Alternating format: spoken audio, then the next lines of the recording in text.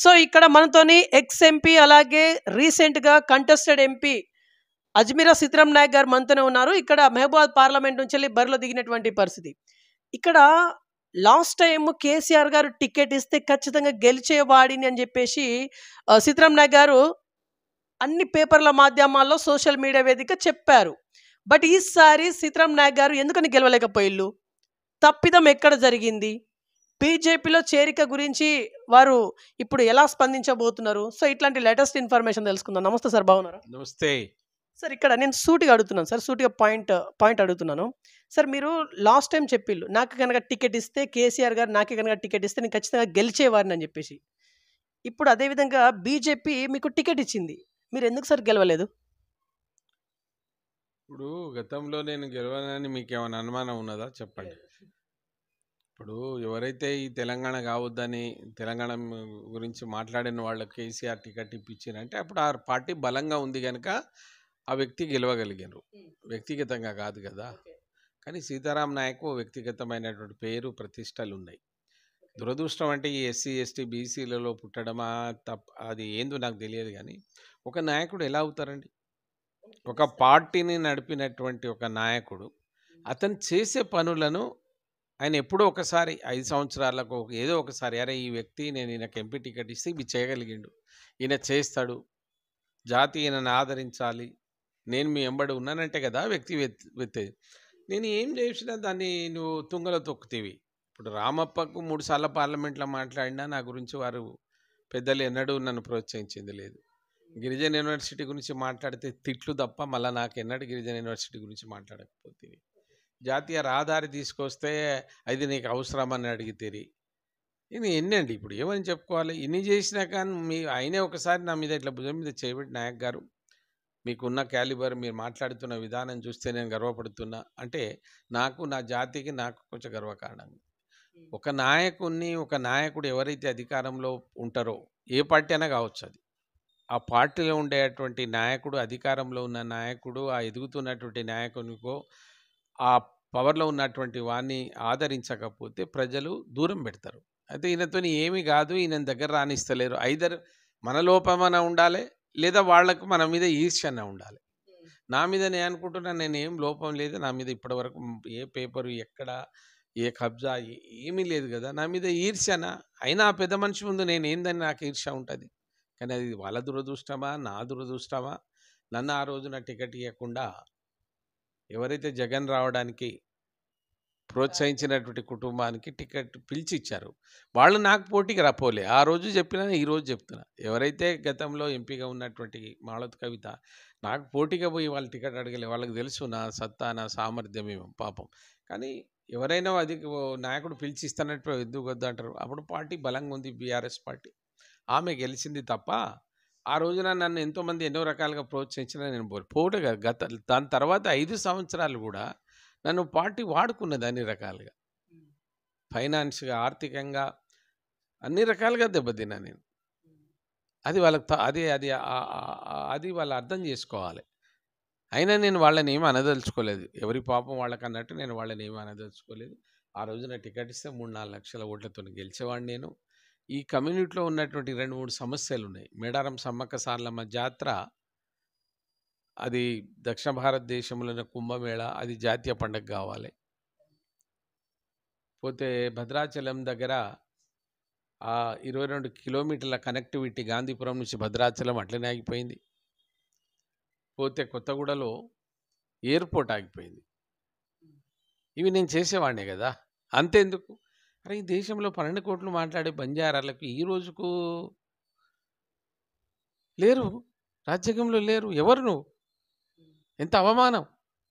అందరూ ఒకటే ఎస్టీలో ఉండవలసినటువంటి వాళ్ళు లేక ఎవడో రాజకీయ లబ్ధి కొరకు ఈ కుహన మేధావుల ఒక సపోర్ట్ తోటి ఇష్టం వచ్చినట్టు మాట్లాడితే నేను కలత చెంది ఎక్కడైనా నేనే ఊరినా, నేనే మాట్లాడినా తప్ప ఎవడో మాట్లాడని చెప్పి ఎంపీ మాట్లాడినారు, ఎమ్మెల్యేలు మాట్లాడినారు చెప్పాలి. మీ లాంటి వాళ్ళు వీళ్ళు మాట్లాడినని దాని మీద అవగాహన ఉంటే కదా. లేదు, వాళ్ళు అది చేయలేకపోయినారు కనుక ఇప్పటికి కూడా ఈ బంజారా జాతి ఏదైతే ఉందో, నేను బీఆర్ఎస్ పార్టీ నుంచి నేను పోలే, 10 సంవత్సరాలు ఓపిక పట్టినాను, 5 సంవత్సరాలు నాకు సర్వీస్ చేసే అవకాశం కూడా లేనప్పుడు నేను అక్కడ ఉండి ఏం చేయాలనో ప్రజలకు విన్నవించుకున్నా నేను. అదే పద్ధతి లోపల నన్ను ఒక జాతీయ పార్టీ గుర్తించి ఈ పని నువ్వు చేసినావు, నువ్వు వచ్చి ఒక కొబ్బరికాయ కొట్టాలని నన్ను తీసుకుపోయి ఒక టికెట్ ఇచ్చి నాకు నిలబెట్టింది కనుక నేను బీజేపీ పార్టీలోకి సర్వీస్ చేయడానికి వెళ్ళినా. నేను హామీ ఇస్తున్నా, ప్రజలు ఇప్పటికైనా నాకు, నా జాతి చాలా బలమైనటువంటి జాతి. ఇక్కడ 40 లక్షలు మీరు ఉండి మీరు యూనిట్ అయితే లేరు అనేది నా బాధ. 1,00,000, 2 లక్షలు ఉన్న వాళ్ళకు మంత్రి ఇస్తున్నారు, సంతోషిద్దాం. ఏమైంది 40 లక్షలు? మీరే కదా 43 సీట్లు ఇచ్చింది కాంగ్రెస్కి. ఏమైంది మంత్రి పది ఇయ్యాల రేపని, మళ్ళీ రేపటికి ఎవరికి ఏమి ఇస్తారో ఏమో కూడా తెలియనట్టు. అంటే నీకు గుర్తింపు లేదు అనడానికి ఈ 6 నెలలు నీ మంత్రి లేదు, నీ మంత్రి పదవి లేదు, దేనికి లేకపోవడానికి ఇది కారణం కాదా? ఇది సరిపోదా? ఓకే. ఓకే. సార్ యాక్చువల్లీ పాయింట్‌కి రండి. ఇప్పుడు ఈసారి మీ ఓటమికి ప్రధానమైన కారణం ఏంటిదని మీరు అనుకుంటున్నారు? మీకు తెలుసు, నా ఓటమికి కారణం ఎవరినో నేను నిందించదలుచుకోలేదు. మహిబాద్ లాంటి ఒక నియోజకవర్గం గిరిజనులకు కేటాయించబడ్డ నియోజకవర్గం. అక్కడ గత 10, 20 సంవత్సరాల నుంచి ఒక నాయకుడు పోటీ చేస్తున్నారు, కష్టపడుతున్నాడు ఆయన. ఆయన అక్కడ ఆదరించడం లేదు ప్రజలు, పార్టీని ఆదరించడం లేదు. కొంతవరకే ఎక్కడైతే పట్టణాలు ఉన్నాయి, ఎక్కడైతే ఎడ్యుకేషన్ శాతం ఎక్కువ ఉందో అక్కడనే ఈ దేశాన్ని, భారతదేశాన్ని ప్రధానమంత్రి మోయగలుగుతాడు, ప్రధానమంత్రి నడపగలుగుతాడు అనేటువంటి దాంట్లో ఇప్పుడు సగం ఓట్లు, సగం రాష్ట్రాన్ని కైవసం చేసుకున్నది భారతీయ జనతా పార్టీ. వాళ్ళంతా గెలిచిండ్రు. కానీ ఈ ప్రాంతంలో ఉన్న దాంట్లో మొత్తం ఇక్కడ ఉన్నటువంటి ప్రభావం ఏంటంటే 2 కారణాలు. ఒకటి డబ్బు. 80 కోట్ల రూపాయలు పెట్టి ప్రజలను కొనే ప్రయత్నం చేస్తే సీతారాం నాయక్ దగ్గర 80,000 లేవు. నేను ఎక్కడి నుంచి తెచ్చి పెట్టాలి? ఏం చేసినాను నేను పెట్టాలి చెప్పండి. అంతేందుకు బీఆర్ఎస్ పార్టీ కూడా 20-30 కోట్ల రూపాయలు, 100 రూపాయలు చొప్పున పంచిరన్నది ప్రజలు చెప్తున్నారు. ఇది నేను, నా మాట కాదు.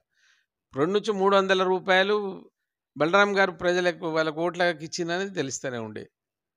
మరి ఇక బీదరిక ఉంది ఈ దేశంలో. రెండవది, ఆ స్థాయిలో మా కార్యకర్తలు ఇంకా పెరగలేదు. అక్కడ ఈవెన్ పోటీ చేయడానికి ఎమ్మెల్యే క్యాండిడేట్స్ కూడా అక్కడ ఉన్నటువంటి వాళ్ళు పార్టీ మార్చి వెళ్ళిపోయిన తమలో ఆ పరిస్థితిలో. కానీ నేను గ్రేట్ అనుకుంటున్నాను. ఏ రూపాయి ఇవ్వకుండా 1,10,500 ఓట్లు నాకు ఆ ప్రజలు వేసారంటే ఆ రాముని మీద ఉన్న భక్తి, మోడీ గారి మీద ఉన్న ఒక నమ్మకం, సీతారాం నాయక్ గారి మీద ఉన్నటువంటి ఒక నమ్మకంతోనే నాకు ఓట్లు వేసిన వాళ్ళకి మరోసారి నేను తల శిరస్సు వంచి నమస్కరిస్తున్నా. నెక్స్ట్ టైం నేనే ఎంపీ అవుతా, రాసుకు పెట్టుకో. ఓకే. సార్ ఇప్పుడు నెక్స్ట్ టైం మీరే అంటున్నారు. ఓకే. ఇప్పుడున్నటువంటి ప్రస్తుత మీ స్థానిక ఎంపీ గారు బలరాం నాయక్ గారు. సార్ ఇప్పుడు బలరాం నాయక్ గారు ఎలాంటి డెవలప్‌మెంట్ దిశగా అడుగులు వేస్తా ఉన్నారు? మీరేం చెప్పాలనుకుంటున్నారు? నేను వారి గురించి మాట్లాడడం సబబు కాదు. ఎందుకంటే ఆయన గతంలో ఏం చేసిరన్నది జనాలు చూసి మళ్ళీ ఓటేసినాక నేనేం చెప్పాలి? ఆ ప్రజలు ఓటేసిన ప్రజలు చెప్పాలి. ప్రజలకు బలరాం నాయక్ ఏందో, బలరాం నాయక్ ఏం చేసిండు అనేది వాళ్ళకే తెలిసి వేసిరంటే చేస్తాడని వేసిరు కదా, చేయమని. నాకు అభ్యంతరం ఏమి ఉండదు. నేను బలరాం నాయక్ గురించి కామెంట్ ఏం చేయలేదు. కవిత గురించి కూడా నేను చేయను. ఆమె ఏం చేసింది 5 సంవత్సరాలు అన్నది తెలిసి కూడా 2,63,000 డబ్బులకి వేసిరు అనాలనా? మనిషిని చూసి పనిచేస్తే వేసిరు అనాలనా? దేన్ని చూసి వేసిరు అనుకోవాలి. నేను చేసిన అయ్యాలి.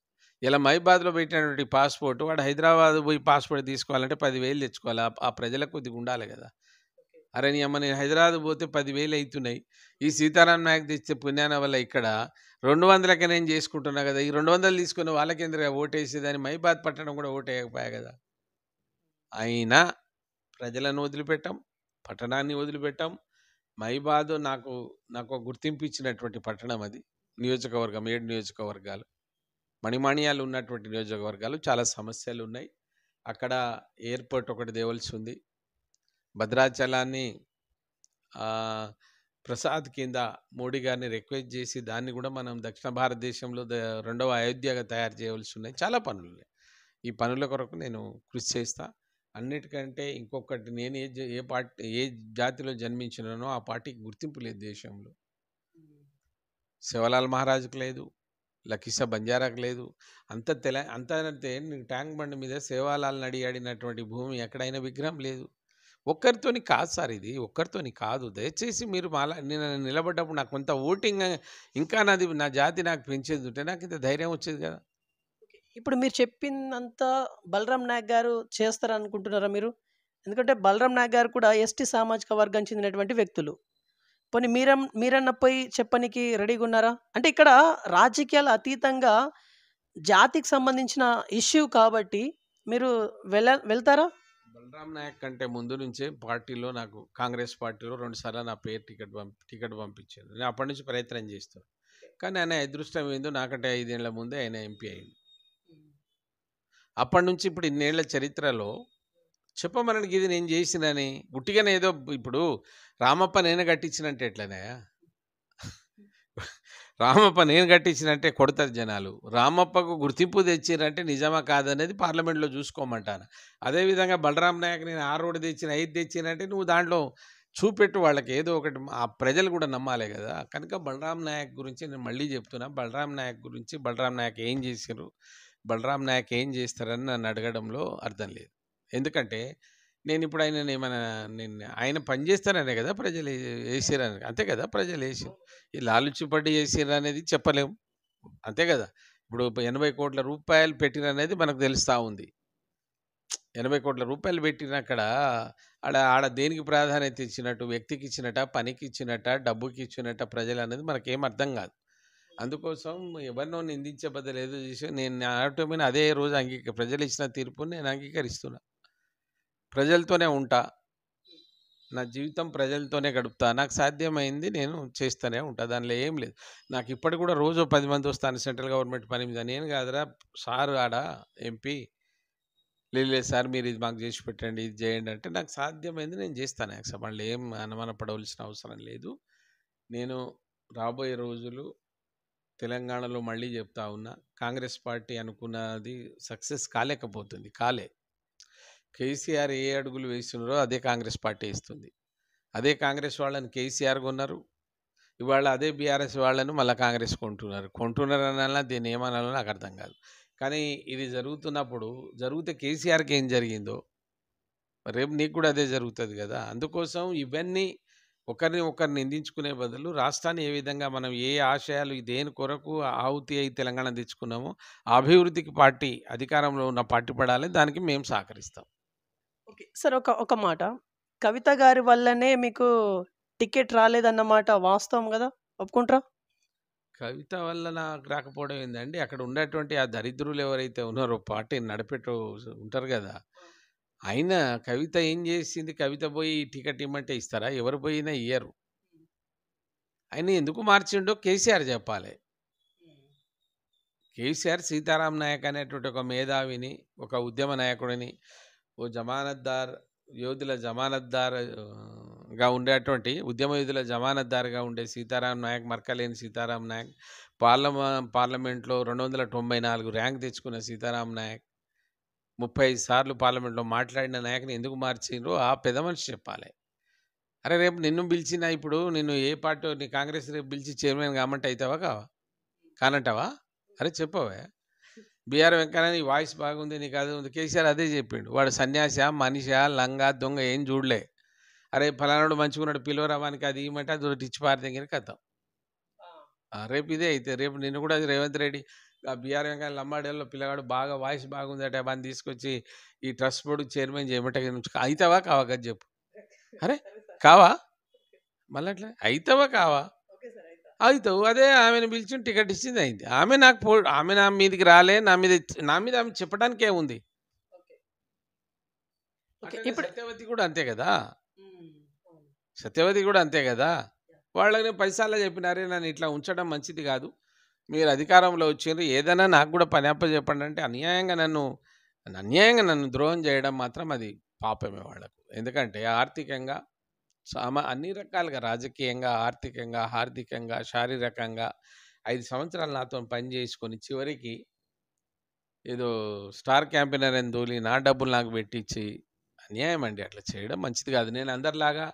నేను ఒక్కటే ప్రజలకు, బీఆర్ఎస్ పార్టీ నాయకులకు, ప్రజలకు, ఎవరైతే ఆ పార్టీలో ఉన్న వాళ్లకు, పార్టీ నుంచి వెళ్ళిపోయిన వాళ్ళకు నాది ఒకటే మనవి, నేను మోసం చేయలే కేసీఆర్ను. మీకు అందరికీ తెలుసు, 5 సంవత్సరాల ప్రభుత్వంలో కూడా సీతారాం నాయక్ పనిచేయించుకున్నారు తప్ప ఒక చిన్న ఆదరణ, ఆప్యాయత, పదవి నాకు దొరకలే అని నేను దూరం కాలే. రెండోసారి కూడా మళ్ళా నేను ఆశిస్తే నాకు ఒక రాజ్యసభ, ఒక ఎమ్మెల్సీ దేంటే తక్కువ అండి. భారతదేశంలోనే ఈ బంజారా జాతిలో వృక్షశాస్త్రంలో మొదటి పిహెచ్డి చేసిన నన్ను 12 అవార్డులు 10 అవార్డులు ఉన్నాయి. అందులో గోల్డ్ మెడల్ ఉంది. మొన్న గవర్నర్ ఇచ్చిండ్రు. ఏండ్లే తక్కువ నేను. ఎంత మానసికంగా క్షోభకు అనుభవం మేము ఇదైనామో నాకే తెలుసది. ఇతరులకు చెప్పడం మంచిది కాదు. సరే ఏదేమైనా ఇప్పుడు వాళ్ళు బాగుపడ్డరా? వాళ్ళు బాగుపడితే ఏంది, బాగుపడకపోతే ఏంది? వాళ్ళు బాగుపడ్డప్పుడు మమ్మల్ని దొక్కిరు కదా! మేము 5 ఏళ్ళు అనుభవిస్తే మీరు ఇప్పుడు 24 ఏళ్ళు అనుభవిస్తున్నారు. ఆ పాపమో, పుణ్యమో వాళ్ళకే తెలుస్తది. ఓకే. సార్ ఇప్పుడు బీఆర్ఎస్‌కి పార్లమెంట్ సీట్ ఒక్కటి కూడా రాలేదు సార్. తెలంగాణలో ఒక్కటి కూడా రాలేదు. దీనిపైన మీ అభిప్రాయం ఏంటిది? ఇప్పుడు రాష్ట్రంలో ఆయన లేడు. అక్కడ ఆయనకు సయోధ్య లేదు. ఏ ఏ జాతీయ పార్టీతోటి. అదే ఎన్డీఏతోనేనో, అదే ఇండియాతోనో, వీటితోనో ఉంటే ఆయనకుండే ప్రాధాన్యత ఉన్నది. ఆయనే రాజు, నేనే, నాకే, సారు, కారు, పదార్లు అన్నీ మాకే వస్తాయి, మేము ఇంకా 100 సంవత్సరాలు ఉంటామని పొగడతలు పెడితే ప్రజలు చూస్తున్నారు కదా ఎవరి ఆదరణ అయింది, ఎవరు ఏం చేస్తారు అనేది. మన బలం తక్కువ అయినప్పుడు మనం ఇంకొన్ని ఆసరా అడగాలి. మన బలం మనకు లేదు, మనం చేయలేనప్పుడు, ఆశ లేనప్పుడు ఇంకోటికి చెప్పాలి. కానీ అది జరుగుతలేదు కదా. ఓకే. సరే ఒక క్లారిటీ ఇవ్వండి. ఇప్పుడు మొన్నటి రిజల్ట్ చూసిన తర్వాత మీరు భావోద్వేగానికి లోనయిల్లా? అయినా కదా అయిల్లా? బాధపడ్డా కదా. ఇంత ఇంత మంచి ఒక ప్రొఫెసర్ పార్లమెంట్లో మాట్లాడేవాడికి ఇవ్వకపోయి మీరు ప్రమాణ స్వీకారాలు చదవని వాళ్ళు కూడా ఉన్నారు కొందరు. అది కనీసం చాలా రకాలైనట్టు బాధ అనిపిస్తుంది. ఎవడో చెప్తే అరే మీ వాడికి ఇట్లా చేసినారంటే బాధ అనిపిస్తుంది. ఇప్పుడు పదాలు అటు పోని దరిద్రం అట్లా ఈయనే కాదు, చాలామంది అట్లనే. సార్వభౌమాధికారం అనే పదం మాట్లాడరాని వాళ్ళు పార్లమెంట్లో పోయి కొంతమంది, అంటే ఇంగ్లీష్లో అక్కడ వాళ్ళు కావచ్చు. అంటే దరిద్రం ఏందో, ఒక అటెండర్ కావాలంటే ఒక ఇది పెడతారు, ఎగ్జామ్ పెట్టి వాడు అది చేయాలి. ఈ దేశాన్ని నడపడానికి మనకి ఏం అవసరం లేదట. ఏం చేస్తాం చెప్పు? మాలాంటి వాళ్ళం ఏం దోచుకోకపోతే, దోపిడీ చేయకపోతే, నేను కూడా 100 కోట్లు 50 కోట్లు పెడితే నేను గెలిచే సీటే అది. నేను గెలిచే సీటే అది.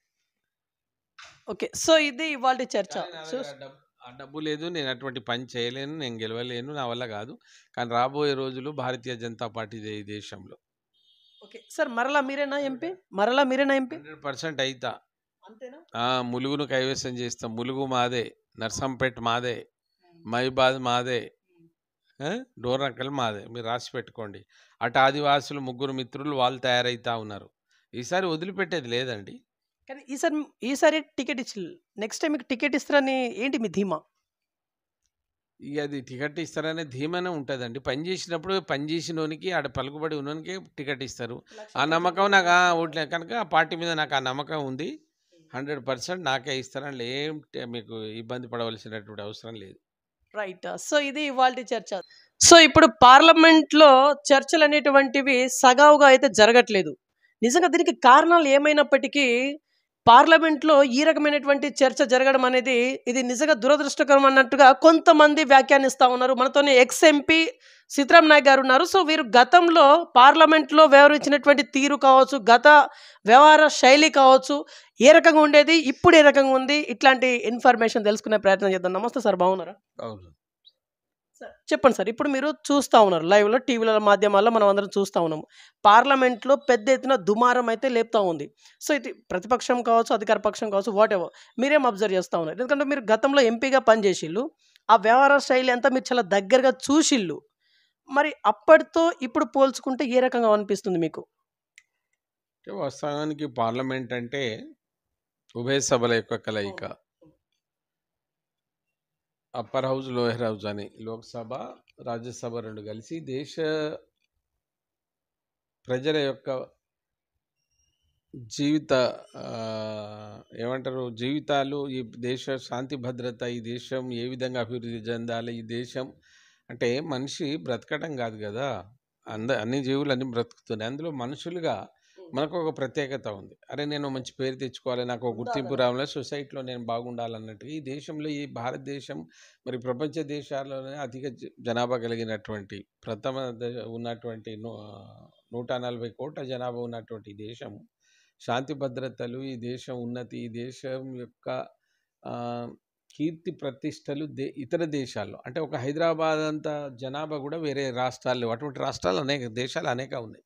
సో అటువంటప్పుడు ఏ ప్రభుత్వం ఏది ఉన్నా ఈ దేశం యొక్క సౌభాగ్యం కొరకు, ఈ దేశం ఆ, గొప్ప సంక్షేమం కొరకు పాటుపడాలి. అందుకోసమే ప్రజలు ఏం చేస్తారంటే ఈ ఎన్నికలు జరిగినప్పుడు, సార్వత్రిక ఎన్నికలు జరిగేటప్పుడు ప్రజలు ఎవరిని వేస్తే బాగుంటుంది, ఎవరు ముఖ్యమంత్రి అయితే బాగుంటుంది అనే దాని ఉద్దేశంగా, ఏ పార్టీ అధికారంలో ఉంటే బాగుంటుంది అన్న ఉద్దేశంగా చేశారు. గతంలో మన కాంగ్రెస్ పార్టీ అనేక సంవత్సరాలు మనకు 1952 నుంచి ఎన్నికలు జరిగితే మొన్నటి వరకు అనేక సార్లు కాంగ్రెస్ పార్టీ అధికారంలో ఉంది, దేశంలో ఉంది, రాష్ట్రాల్లో ఉంది.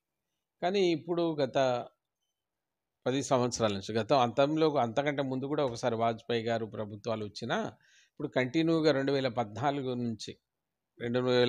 నుంచి వరుసగా భారతీయ జనతా పార్టీని ప్రజలు ఆదరిస్తున్నారు. మొదటిసారి ఆదరించారు, రెండోసారి 303 సీట్లు అంటే 272 సీట్లు కావాలి, 2 సార్లు కూడా సంపూర్ణమైనటువంటి మెజారిటీ భారతీయ జనతా పార్టీకి ఇచ్చారు. ఈసారి కూడా వస్తుందని ఆశించారు, కానీ ఈసారి 240కి ఆగింది. అంటే ఒక 2 సార్లు ప్రభుత్వం అధికారంలో ఉన్న తర్వాత అనేక సమస్యలు ఉంటాయి, యాంటీ ఇంకంబెన్స్ ఉంటాయి, ఏదో రకమైనటువంటి దాంట్లో కొంత ప్రజలు చేశారు. కానీ సౌత్లో ఎక్కడ లేని దగ్గర ఇక్కడ మనం అధికారం ఉన్న కాంగ్రెస్కి ధీటుగా 8 సీట్లు మనం తెలంగాణలో తెచ్చుకున్నాం. అదేవిధంగా కాంగ్రెస్ ఉన్నటువంటి కర్ణాటకలో, ఇట్లా కొన్ని చోట్ల దక్షిణ భారతదేశంలో కూడా దాని ప్రభావం, భారతీయ జనతా పార్టీ ప్రభావం ఉంది. అయితే ప్రతిపక్షాలు ఉండాలి, ఉండవద్దని నేనైతే కోరుకోను. 100% ప్రతిపక్షం ఉంటేనే ప్రభుత్వాలు మంచిగా పనిచేస్తాయి. ఎందుకంటే వాళ్ళు అడిగేటువంటి ఇది ఉంటుంది, తప్పు చేయకూడదు. అయితే ప్రతిపక్షాల పాత్ర ఏంటంటే హౌజ్ను సజావుగా నడవనీయాలి, తప్పులు ఎక్కడైనా ఉంటే దాని మీద గళమెత్తాలి. నువ్వు అయిన దానికి కాని దానికి మేము కూడా 200 మంది జమ అయినాం కదా, గుంపులో గోయిందిగా మేము కూడా జమ అయినాం కదా అని అనుడు కాదు కదా. అరే ఒక రాష్ట్రపతి ప్రసంగం మీద ధన్యవాద తీర్మానాన్ని నోరు ఇప్పకుండా మాట్లాడాలి. వాళ్ళు ఏం తప్పు మాట్లాడిందో, ఏం తప్పు దేశ రాష్ట్రపతి మాట్లాడారో అది ప్రజలకు చెప్పండి. అది చెప్పకుండా ప్రధానమంత్రిని మాట్లాడినకుండా ప్రతిదానికి ఓ అంటే ఉద్దేశం ఏంటి? ఏం చేస్తారు ఇప్పుడు ఈ పరిస్థితిలో? మీకు ఏ పార్టీకి సరిగా 100 సీట్లు రాలే, కాంగ్రెస్కు 99 సీట్లే వచ్చినాయి. మరి అటువంటిప్పుడు 240 మంది ఇచ్చినట్టు ప్రజలు ఒక మ్యాండేటరీ ఇచ్చిండ్రు, 240 మందిని బీజేపీని వన్ సైడ్ గెలిపించిండ్రు. మరి వాళ్ళకి ఇతర పార్టీలతో, ఇప్పుడు ఆ మిగతా వాళ్ళు కూడా వాళ్ళతోటి, ఎన్డీఏ అంటే ఒక కూటమే కదా, ఆ కూటమిలో కూటమి గెలిస్తే బీజేపీ గెలిచినట్టు కాదా? మరి ఇలా మీరు 100 మందే ఉండాలి, మీరు 238 మంది ఎందుకు తయారైనరు? సో ఇది ఎందుకో అక్కడ కొంత లాజిక్ అంటారా, వాళ్ళకు ఉన్నటువంటి స్పర్శ కోల్పోయి ఏదో మేము గడబడి చేస్తామంటే ఏమవుతుంది? ఎలక్షన్లు కావాలనుకుంటారా? ఏమనుకుంటున్నారు మళ్ళీ మీరు? అందుకోసం ఇప్పుడు జరిగేటువంటి పద్ధతి ఏదైతే ప్రదర్శిస్తున్నారో అది సమాజానికి మంచిది కాదు, దేశానికి మంచిది కాదు. నేను మళ్ళీ చెప్తున్నా, ప్రతిపక్షం ఉండాలి, బలంగా ఉండడం కూడా మంచిది, దాన్ని ఎవరు కాదన్నది. ఎందుకంటే ప్రజలు ఇచ్చిన మ్యాండేటర్, అది ఎవరు కోరుకుంటే వచ్చింది కాదు. కానీ మీకు ఉండేటువంటి పరిధి దాటకూడదు.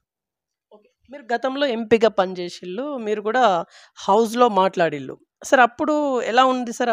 అప్పటితో ఇప్పుడు పోల్చుకుంటే ఏంటిది? అంటే ఆనాడు వాళ్ళకి ప్రతిపక్షమే లేదు కదా. ప్రతిపక్షంలో కాంగ్రెస్ అనేది ప్రతిపక్షంకి కావాల్సినటువంటి సీట్లు రాలేదు.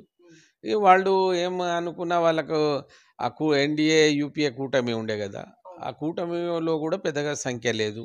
ఉన్నవాళ్ళంతా మోడీ గారిని ఆ రోజు ఈరోజు వారికే సపోర్ట్ చేస్తూ ఉన్నారు. సో ఇవాళ సంఖ్య పెరిగిందని విర్రవీగడం అనేది మంచిది కాదు. అది నష్టం, అది వాళ్ళకే నష్టం. అని చిన్నపిల్లల చేష్టలు చేసి మాట్లాడడం. నిన్న ఒకటి, మీ హౌజ్లో స్పీకరే గొప్ప, స్పీకర్ ఇట్లా వంగుడు కాదు కదా, ఒక్కో సంస్కారం ఉంటుంది. మన వినయ విధేయతల్లో ఒక భాగం అది. ఇప్పుడు కొన్ని జరుగుతూ ఉన్నాయి, నీకేమున్నది, నువ్వు చిన్నపిల్ల అనిపోయి ఆయన మీద పడ్డావు, మోడీ గారి మీద పడతావు కదా ఓ రోజు, అదే సంస్కారం అని అట్లా కాదు కదా. కొందరికి కొన్ని అలవాట్లు, అది చెప్పారు, స్పీకర్ గారు కూడా చెప్పారు. అది నా నైజం, నేను మా తల్లిదండ్రులు ఆ సంస్కారం మాకు నేర్పారు. మరి చిన్న పెద్ద అయినా కూడా ఒకసారి మనం పాదాలు ఇట్లా తీసుకొని ఆశీర్వాదం తీసుకుంటాం. దాన్ని తప్పుగా ఏదో కొంత ఇప్పటికైనా వాళ్ళు బహుశా ఏమైనా ఆలోచించి సజావుగా హౌస్ నడవనిచ్చి సజావుగా బిల్లుల మీద పోరాడండి. బిల్లుల మీద చర్చ పెట్టండి. అనైతికంగా బిల్లులు పాస్ కాకుండా చూడండి. అది ధర్మం, అది ప్రతిపక్షాల ధర్మం అది. రేపు చాలా మన ముందు అనేక ఉన్నాయి. మహిళా బిల్లు వచ్చింది, రేపు డీలిమిటేషన్స్ ఉన్నాయి. న్యాయంగా ఎట్టడి చూడండి. దాన్ని ఎవరు వద్దంటారు, కానీ ఇది సరి అయింది అయితే కాదు. ఓకే సార్, ఇప్పుడు రీసెంట్గా జూలై 1 నుంచి 3 కొత్త చట్టాలు దేశవ్యాప్తంగా అమల్లోకి వచ్చేసాయి ఆల్రెడీ. సార్ ఇదంతా బీజేపీ కావాలనే పేరు మార్పిడి చేసిందని చెప్పేసి ఇప్పుడు సంస్కృతంలో పేరు తీసుకురావడము, ఇది దేనికి సంకేతంగా చాలామంది చర్చలు కూడా పెడుతున్నటువంటి పరిస్థితి. ఏం చెప్తారు దీనికి? రాజకీయంగా అతీతంగా చెప్పండి సార్ మీరు. ఇప్పుడు చట్టాలు అనేటువంటి మార్పు కాదు, చట్టాలు మార్చడం ఎందుకు, పేర్లు మారినాయి. ఇండియన్ పీనల్ కోడ్ అనేటువంటి దాన్ని అట్లా అది ఆ రోజు ఆంగ్లేయులు బ్రిటిషర్స్ పెట్టినటువంటి పేర్లు ఎందుకు?